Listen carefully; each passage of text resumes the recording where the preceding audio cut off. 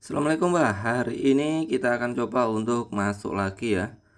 Kita akan scalpingan tipis-tipis di XAU seperti biasa ya. EH1 sebagai external time frame, lalu kita lanjutin turun ke M5 untuk mencari area penting sekaligus setup entry posisi. Sebelumnya jika kita melihat di EH1 ini tadi Mbak ya, tadi pagi itu terjadi gapping yang cukup tinggi banget ya.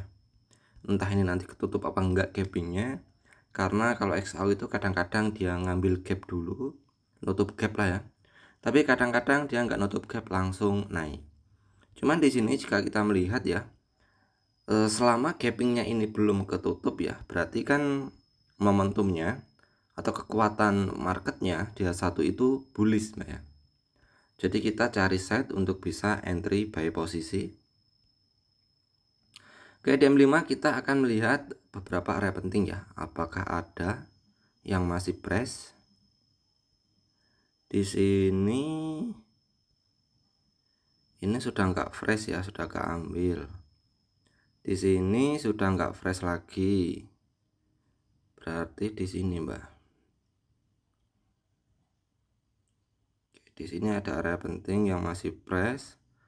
Lalu oke, di bawah sini juga ada area penting yang masih fresh. Di sini kita langsung eksekusi buy saja Mbak ya, karena ini masih fresh banget. Karena di sini dia membuat naik turun naik turun naik turun, ngebreak ya secara internalnya, berarti di sini jadi area OB. Kita akan entry buy. Seperti biasa kita di sini pakai RR1 banding 1 Mbak. SL di 25, TP di 25. Jadi SL nya kurang lebih nanti di area mana ya, di area sini, TP nya di area sini Mbak. Nah kurang lebih di area situlah. Untung nggak salah lot Mbak, tadi 0,1 ya. Biasanya sih Mbak kadang-kadang lupa ya, nggak ganti lot karena kebiasaan. Cuman di sini kita pakai 0,05 saja biar apa, pergerakannya itu agak lebih enak ya. Dan di sini RR-nya tetap di 1:1. Sekali lagi karena ini untuk buat video Mbak ya, buat konten ya. Biar lebih cepat saja videonya.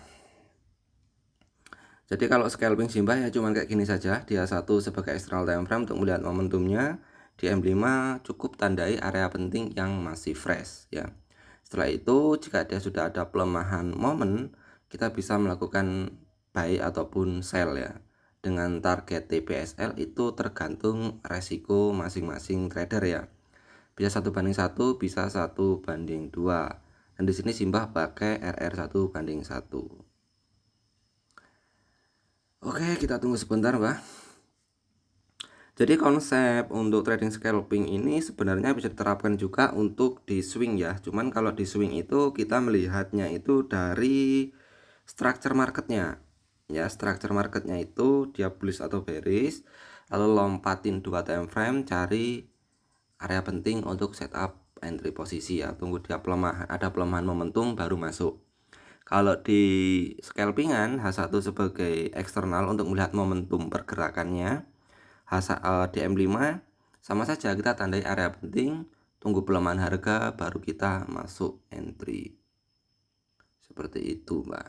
Dan di sini untuk profit gede kecilnya itu tergantung dari teman-teman ya. Berapa yang mau diresikokan. Jadi misalkan nih kayak di sini Simba cuma nargetin resikonya di 25, TP-nya di 25. Semisal teman-teman mau di resiko 10, TP di 10 dolar ya bisa juga lot size-nya dikecilin. Atau yang ngerasa Mbah kok SLTP-nya kok kecil banget cuma 25, tak 100 dolar sajalah untuk SLTP-nya. Ya monggo, asalkan modalmu cukup ya. Karena di sini sebagai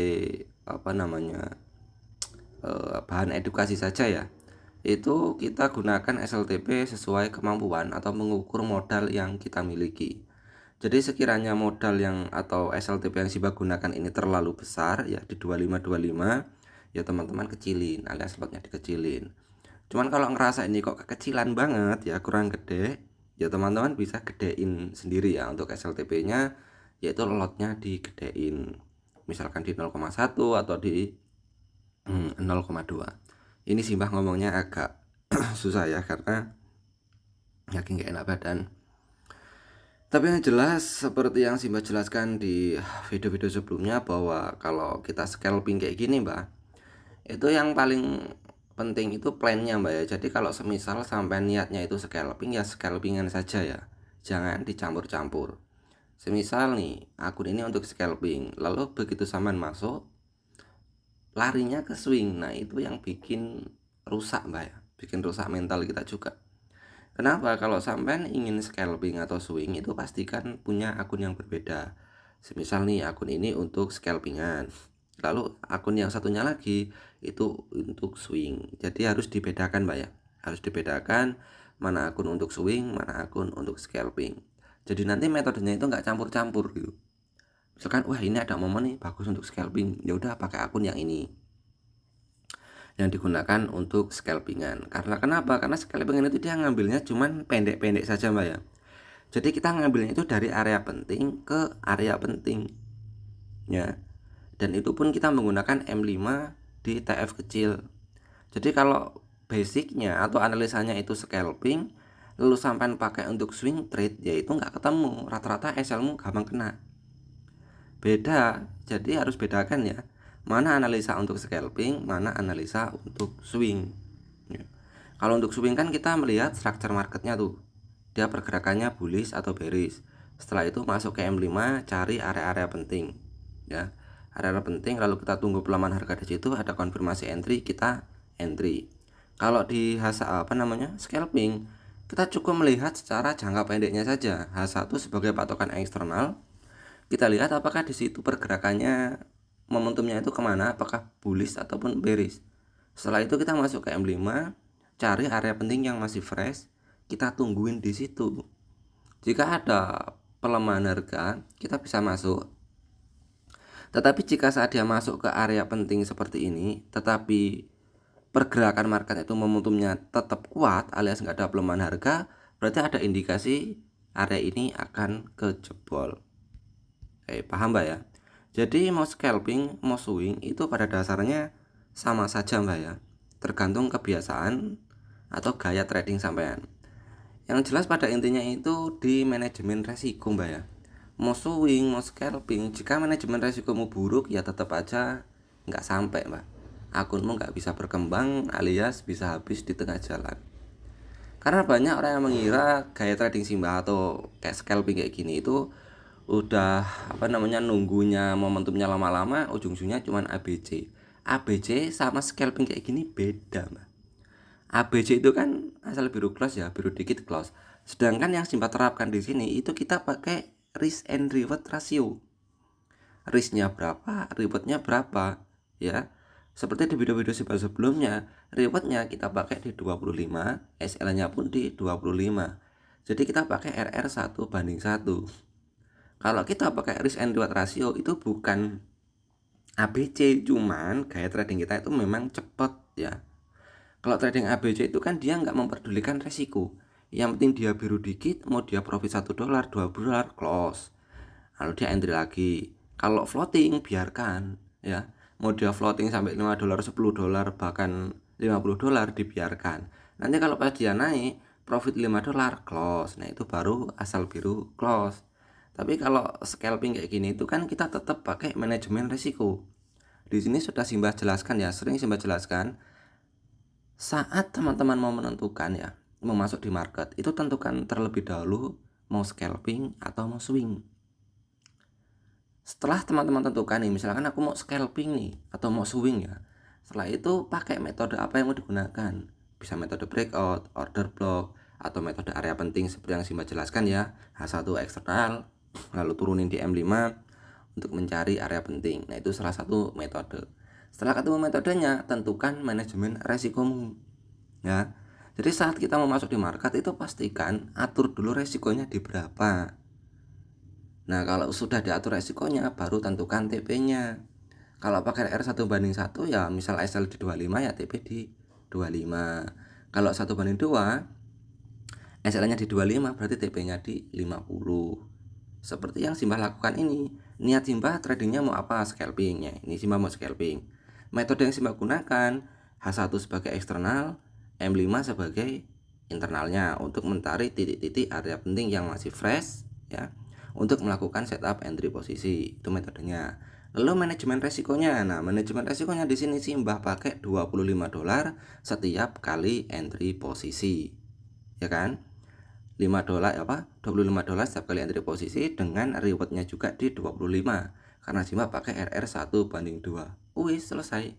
Jadi kalau mau trading itu pastikan 3 dasar ini teman-teman penuhi. Niatnya mau apa dulu? Scalping atau swing atau day trading.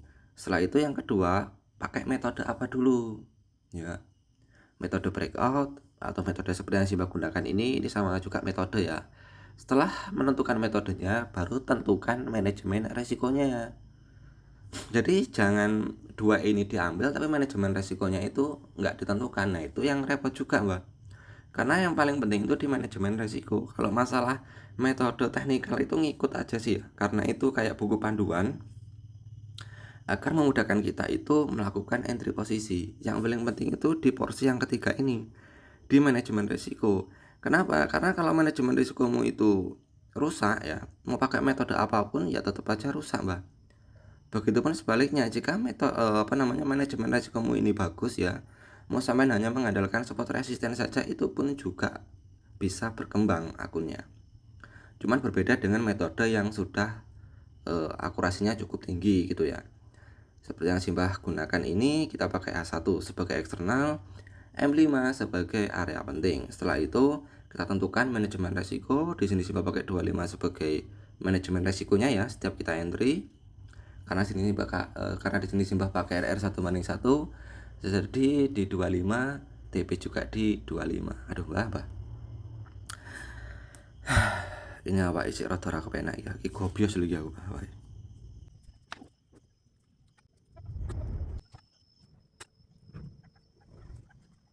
Oke, dan akhirnya market sudah sampai target Mbak ya. Ini sudah loh tadi 25 ya. Nah, sudah $26, jadi kita close posisi saja. Ini tadi Simbah jeda ya untuk videonya karena pergerakannya lemot. Ini badan Simbah juga rasanya lagi nano-nano. Jadi sudah tak close posisi. Ini sudah di 26, 27 ini close. Oke, cakep. Oke, jadi ini pergerakannya, targetnya itu harus mengejar di area penting yang sebelah sini karena itu masih fresh Mbak ya. Jadi hanya seperti ini saja untuk konsep trading scalping Simbah ya. Aduh, wis lah iki suara kroto pindang iki. Aduh. Harus istirahat sih Mbak. Salam dari saya, Simbah Info.